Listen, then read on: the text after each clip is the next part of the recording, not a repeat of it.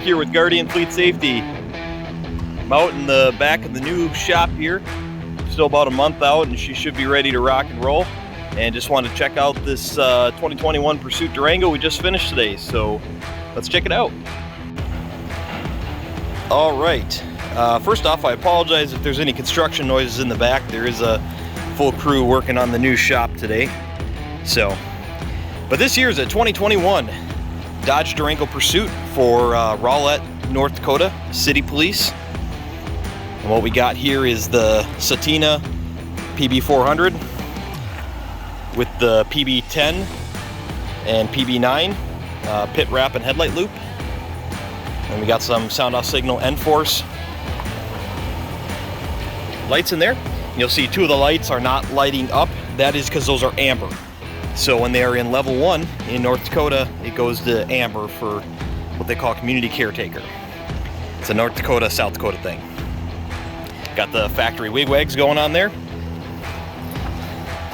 Now this build is a blueprint, but it's also kind of a hybrid because the customer had some old equipment that they were recycling. I know sometimes you see these nice fancy builds with all kinds of special stuff.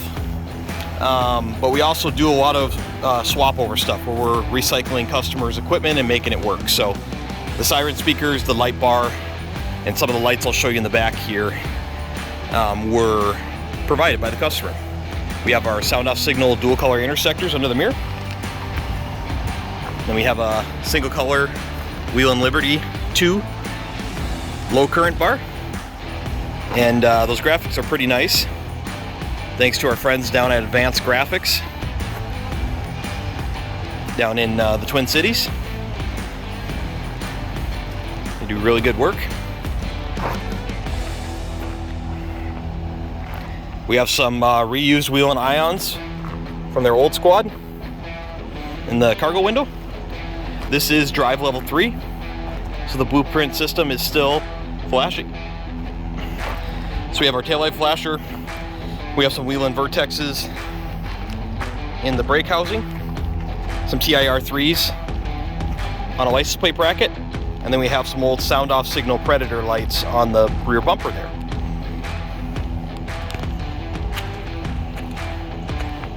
Got our tri-band antenna up top there. Again, they are on VHF now. They will be on 800 megahertz. The whole state of North Dakota is going to 800 megahertz pretty soon here. Got our Satina window bars, our Satina transport seat, and Satina 10VS front partition.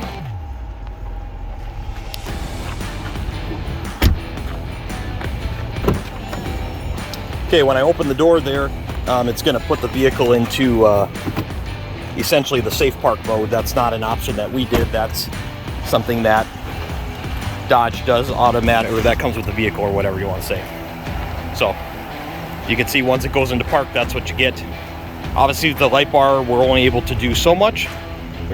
We're able to do a decent amount of features, but not everything, just because, again, we're recycling that bar over.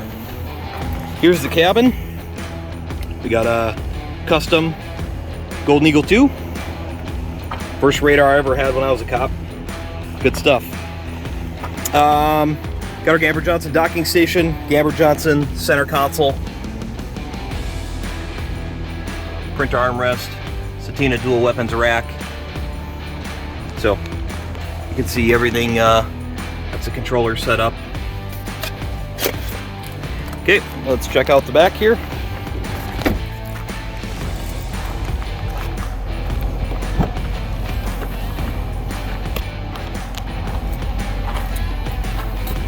You can see here, that's the back of the 12VS, and then all of our electronics are just down in these factory cubbies. And again, as we say in all of our videos, this is what you're paying for when you come to Guardian Fleet Safety. All the fuses are isolated to one single area except for up front, and I'll show you that in a second. Up under the hood, there's one. But this is the quality that you're paying for. So easily serviceable at one location, everything's professionally done. Unlike some of our competitors where, you know, they have good techs and bad techs. So depending on which one builds your car, you may or may not get a good car. Here, all of the cars are done to our specifications. We team build the police cars, so they're always done the same. We don't have one technician doing something different than the other technicians. Here's up under the hood. So we have our master circuit breaker. All of our squad cars have master circuit breakers. When you trip that circuit breaker, all of the power in the vehicle is disconnected. A lot of our competitors have circuit breakers, but not everything is on there. They're still pulling power off factory stuff, so only half the power is coming out of here. That's a huge no-no, and quite honestly a safety issue. So the only other fuse besides in the back there is this one right up here, and this is for what we call the remote node, up under the hood, which is flashing the emergency lights. And that's just because we want that fuse close enough to the power source up here.